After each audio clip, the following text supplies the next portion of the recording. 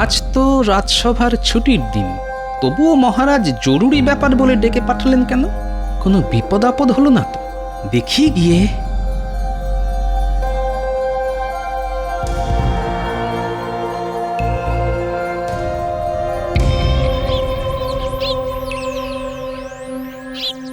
ভেতরে আসবো মহারাজ? আসবে বই কি, অবশ্যই আসবে। এইখানে বস। সে না হয় বসছি, কিন্তু এমন করে ডেকে পাঠাবার কারণ? কারণ আছে বই কি, গুরুতর কারণ আছে। কি কারণ মহারাজ? এলেই বুঝতে পারবে। রানী শুনছো, গোপাল তো এসে গেছে। আসছে।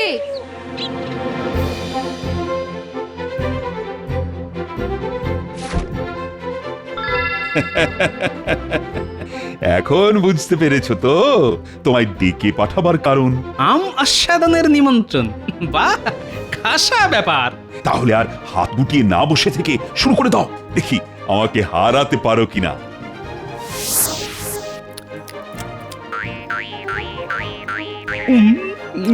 বাহ, বড় চমৎকার খেতে। আমার এক মামা মালদহে থাকেন, এবার সেখানে প্রচুর আম ফলেছে, তাই মামা এক গাড়ি আম পাঠিয়ে দিয়েছে। তা গোপাল, তুমি তো আম খেতে খুব ভালোবাসো। আরে সেই জন্যই তো তোমায় ডেকে পাঠানো। আপনাদের ভালোবাসা আর আন্তরিকতায় আমি ধন্য মহারাজ। নাও নাও নাও, আর কথা না বলে আম খাও। তোমরা তাহলে খাও, আমি রান্নাঘর থেকে আসছি। তবে লজ্জা করো না গোপাল, পুড়িয়ে গেলেই বলবে, আমি আরো আম পাঠিয়ে দেবো। নাও নাও খাও।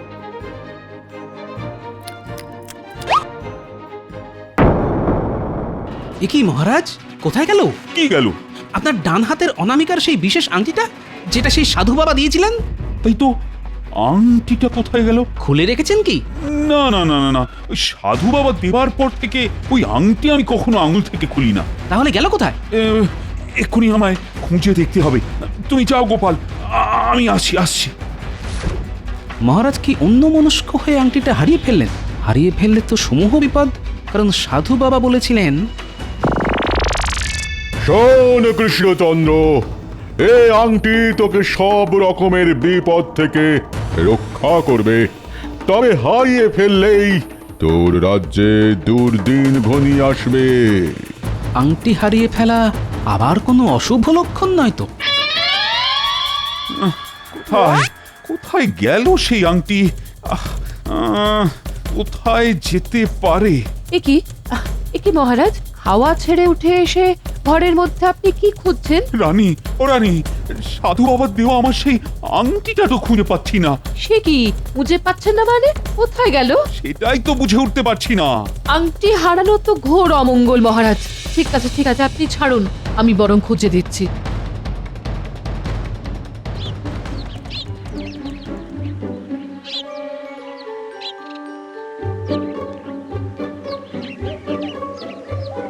কিরে বেটা, আজ এত দেরি করলি কেন? এদিকে মহারাজের চান তো হয়ে গেল। কি করবো প্রহরী দাদা, ঘরে বউটার যে ঝুম জ্বর, সব দিকে সামলে আসতে তাই দেরি হয়ে গেল। যা যা যা, তাড়াতাড়ি গিয়ে মহারাজের চান ঘর পরিষ্কার করে দে। আর শোন, কাল যেন এইরকম দেরি না হয়। আর কখনো এমন কি হবে না গো প্রহরী দাদা। ঠিক আছে, যা।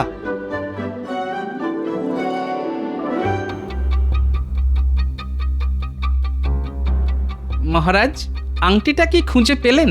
না গোপাল, এখনো খুঁজে পাইনি। দেখো না গোপাল, তোমার মহারাজের কাণ্ড।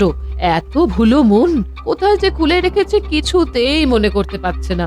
এখন যদি খুঁজে না পায় তাহলে কি হবে বলো তো? সেই সাধু বাবার কাছে যেতে হবে। কিন্তু ওটা তো মন্ত্রপুত আংটি ছিল।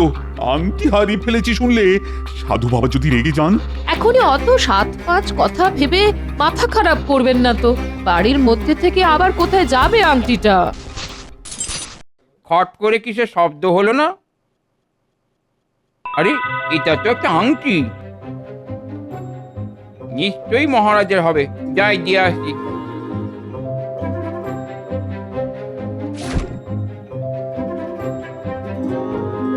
সারা ঘর তো তন্ন তন্ন করে খোঁজা হলো, তার মানে ঘরে নেই। প্রহরী, প্রহরী, বলুন রানীমা। শোনো, মহারাজের একটা আংটি হারিয়ে গেছে। সকলকে নিয়ে সমস্ত রাজবাড়ি, বাগান সব খুঁজে দেখো, সব। যে খুঁজে আনতে পারবে তাকে পুরস্কার দেওয়া হবে। যাও। যথাজ্ঞা রানীমা।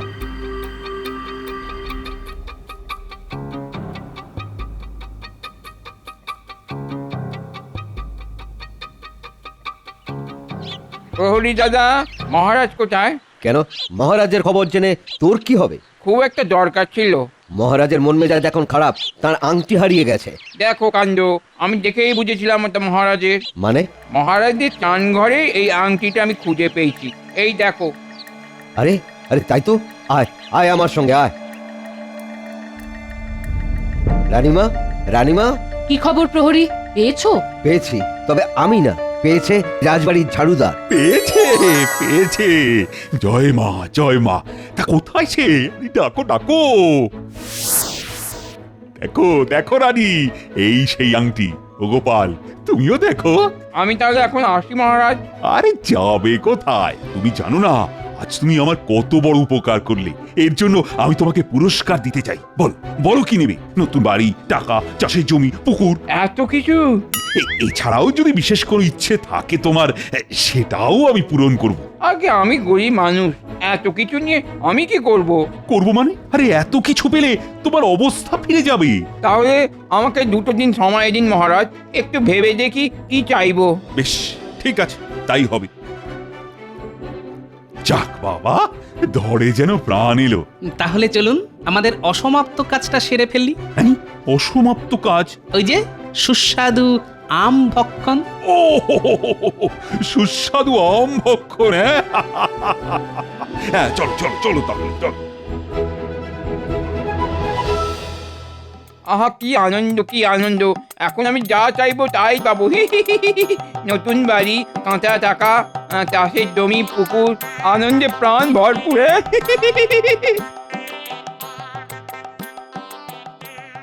আরে রাজবাড়ির ঝাড়ুদার এমন দুহাত তুলে নাচতে নাচতে আসছে কেন?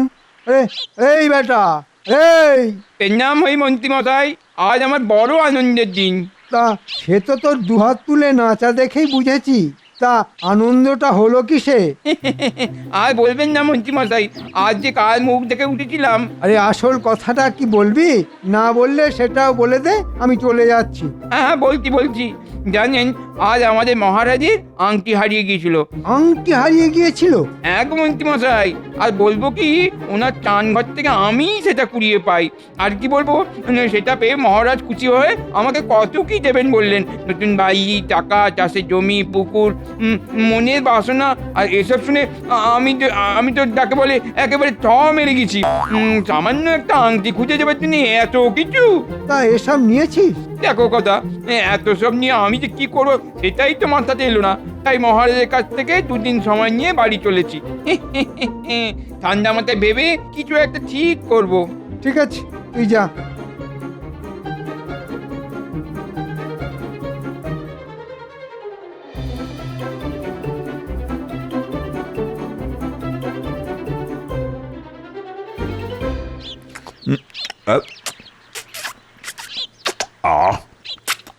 বুঝলে গোপাল, আংটিটা হারিয়ে যেতে যা দুশ্চিন্তায় পড়েছিলাম না। সেটাই তো স্বাভাবিক মহারাজ, সাধু বাবার মন্ত্রপুত আংটি বলে কথা। মহারাজ, এ কি শুনলাম? আপনার সেই বিশেষ আংটিটা নাকি হারিয়ে গিয়েছিল? গিয়েছিল, আবার ফিরেও এসেছে। দেখছেন না, তাই তো আমরা মনের সুখে আম খাচ্ছি। তুমি আম খাবে নাকি মন্ত্রী? খুব ভালো জাতের আম। না মহারাজ, কদিন ধরে পেটটা ভালো যাচ্ছে না। আপনার তো খাবার পেটটা ওইটুকু, ঠিক যেন ইঁদুরের মতো। তার আবার ভালো আবার মন্দ। মুখ সামনে কথা বলো গোপাল। মনে আছে একদিন শখ করে হাতির পিঠে চড়েছিলাম বলে তুমি ঠেস মেরে বলেছিলে হাতির পিঠে ইঁদুর চড়েছে? এ বাবা, সেই রসিকতা আপনি এখনো বলেননি দেখছি। রসিকতা হলে ভুলে যেতাম, কিন্তু আমি স্পষ্ট বুঝেছিলাম যে আমাকে অপমান করার জন্যেই তুমি সর্বসমক্ষে কথাগুলো বলেছিলে। সে তো আপনিও আমাকে যখন তখন কত কিছু বলেন, যেমন টেকো, পেট মোটা, আরো কত কি। আমি কি সেগুলো মনে রেখেছি নাকি মন্ত্রী মশাই? তুমি তো আসলে ভাঁড়, আর ভাঁড়েদের গায়ের চামড়া একটু মোটা হয়, তাই মনে রাখুনি। কিন্তু আমি ভদ্রলোক, মানে অপমান জ্ঞান আমার টনটনে। মন্ত্রী, কি শুরু করলে বলো তো? গোপাল তো কথার কথা বলেছে, তা সেই নিয়ে তুমি আবার পায়ে পা তুলে ঝগড়া করতে শুরু করে দিলে কেন? বাহ মহারাজ, আপনি তো দেখছি গোপালের দিকেই ঝোল টেনে কথা বলছেন। ঠিক আছে, আমি আসছি। আই মন্ত্রী, শোনো শোনো। যা চলে গেল, মহারাজের কাছ থেকে আশকারা পেয়ে না গোপাল দেখছি এমন মাথায় চড়ে গেছে যে লঘুগুরু জ্ঞানটা অবধি হারিয়ে ফেলেছে। দাঁড়াও, সুযোগ পেলে এমন ব্যবস্থা করব যে কেঁদে কুল পাবে না। কিন্তু কি করা যায়, কি করা যায়, কি করা যায়? হ্যাঁ হ্যাঁ, মাথায় এসে গেছে। তাহলে আর দেরি করা কেন, যাই একবার ওর বাড়ি যাই।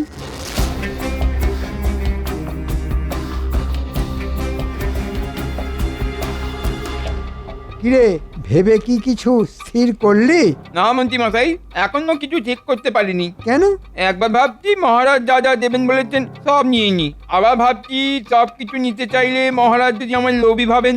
শোন, তুই কি চাইবি সেটা আমি বলে দিচ্ছি। আপনি বলে দেবেন, তাহলে তো খুব ভালো হয়।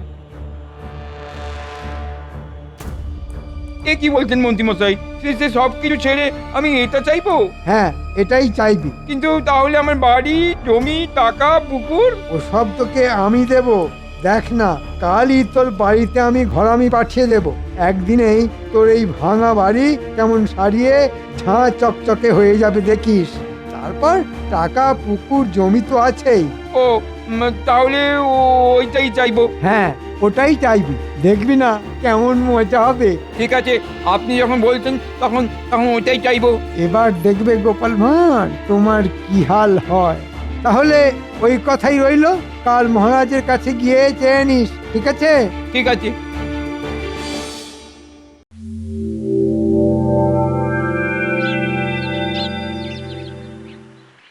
মহারাজ, আরে এসো এসো, বলো ভেবে কি ঠিক করলে? মহারাজ, আমার মনের মধ্যে একটা বাসনা আছে, এইটা যদি আপনি পূরণ করে দেন তাহলে আমার আর অন্য কিছুর দরকার নেই। বলো তাহলে কি তোমার বাসনা? আমার অনেক দিনের সাথ গোপাল ভাঁড়ের পিঠে চড়ে সারা কৃষ্ণনগর ঘোরা। হ্যাঁ, কি বললে? গোপাল ভাঁড়ের পিঠে চড়ে সারা কৃষ্ণনগর ঘোরা। এ কি অসম্ভব কথা বলছো তুমি? দেখো, এটা কি করে সম্ভব? সম্ভব না হলে দেবেন না, আমি শুধু মনে মনে জানবো যে মহারাজ কৃষ্ণচন্দ্র আমার মনের বাসনা পূরণ করতে পারলেন না। ঠিক আছে মহারাজ, আমি চলি। এ তো ভীষণ দোটানায় পড়া গেল। লোকটার মনের বাসনা পূরণ করতে না পারলে ও হয়তো সারা কৃষ্ণনগরে আমার অক্ষমতার কথা রটিয়ে বেড়াবে। ওদিকে গোপালকেই বা আমি কথাটা বলবো কি করে? হায় ভগবান, এ কি পরীক্ষায় ফেললে!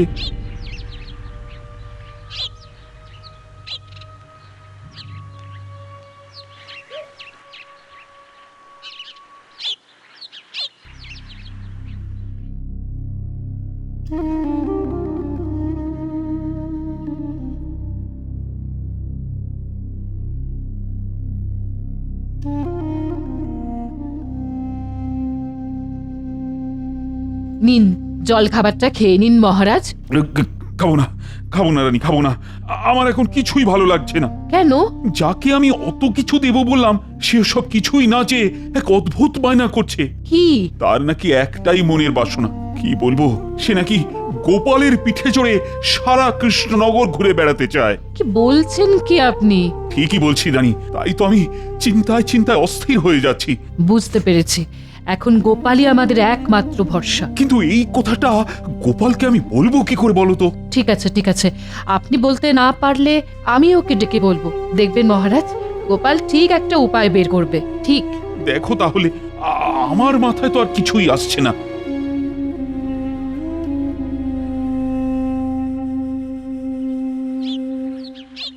গোপাল দাদা, গোপাল দাদা, কি ব্যাপার রক্ষী? রানীমা এক্ষুনি তোমায় একবার ডাকছেন।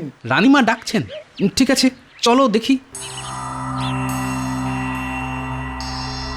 সব কথা তো শুনলে গোপাল, এখন একমাত্র তুমি মহারাজকে এই বিপদের হাত থেকে বাঁচাতে পারো। চিন্তা করবেন না রানীমা, বেটাকে পিঠে নিয়ে ঘুরতে আমি রাজি। এতে তোমার অপমান হবে না? দেখুন না ওর কি অবস্থা করি। আপনি মহারাজকে বলে দিন আর অন্য কিছু চিন্তা না করে ওর কথায় যেন রাজি হয়ে যান। তুমি আমাদের বাঁচালে গোপাল। এবার মোটকু গোপাল পড়েছে কলে। আহা, সেই দৃশ্যটা আমি যেন চোখের সামনে দেখতে পাচ্ছি। মহারাজের পরম প্রিয় গোপাল ভাঁড় একজনকে পিঠে নিয়ে সারা কৃষ্ণনগরে ঘুরে বেড়াচ্ছে। হ্যাঁ, আহা, লোকজন দেখছে আর মুখ টিপে হাসছে। ছেলেপুলের দল চটাপট হাততালি দিচ্ছে আর লজ্জায় মাথা হেঁট হয়ে যাচ্ছে টেকো গোপালের। যা যা, এক্ষুনি একটা চোঙা নিয়ে বেরিয়ে পড়। চোঙা ফুঁকে সারা কৃষ্ণনগরের লোককে কাল সকালে রাজবাড়ির সামনে তামাশা দেখতে আসতে বল। আহা আহা, কি আনন্দ! শোনো শোনো নগরবাসী, কাল সকালে রাজবাড়ির সামনে থেকে এক ঘোর তামাশা হবে। চলে এসো সকলে আর বিনা খরচায় এই তামাশা দেখে যাও। শোনো শোনো শোনো, তোমাদের প্রিয় গোপাল একজনকে পিঠে নিয়ে সারা কৃষ্ণনগর ঘুরে বেড়াবে। শোনো শোনো শোনো। এসব কি বলছে রে? গোপাল দাদু আবার কাকে পিঠে নিয়ে ঘুরে বেড়াবে? সেটাই তো বুঝতে পারছি না রে। চল তাহলে গোপাল দাদুর বাড়ি, দাদুর কাছে জানতে হবে। তাই চল।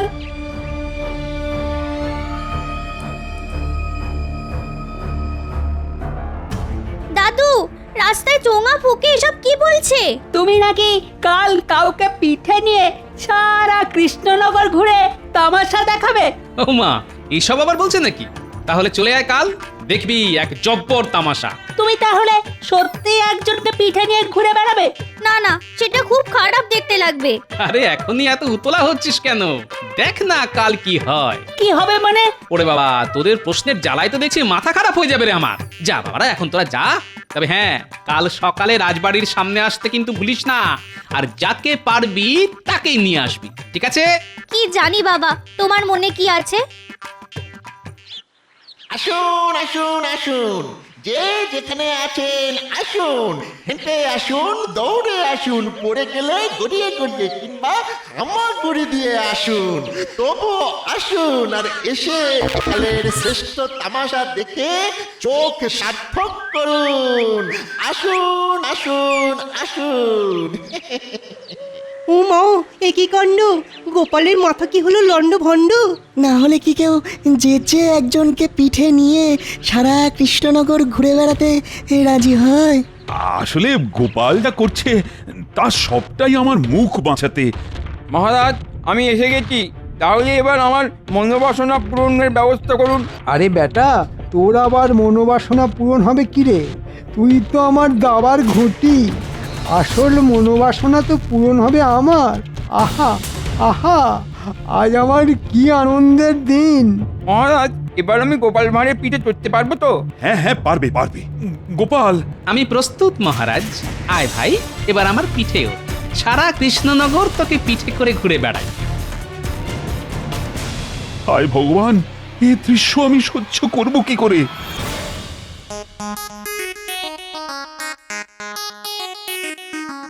আরে আরে, এই বেটা, এ কি করছিস? আমার গলা জড়িয়ে ধরছিস কেন? দেখি, দুহাত দিয়ে গলা জড়িয়ে না ধরলে আমি তোমার পিঠে চড়ে ঘুরে বেড়াবো কি করে? উল্টে পড়ে যাবো না? সে তুই হড়কে পড়ে যা কিংবা গোল্লায় যা, তাতে আমার কি? আমি তোকে আমার গলা জড়িয়ে ধরতে দেব না। কেন গলা জড়িয়ে ধরতে দেবে না কেন?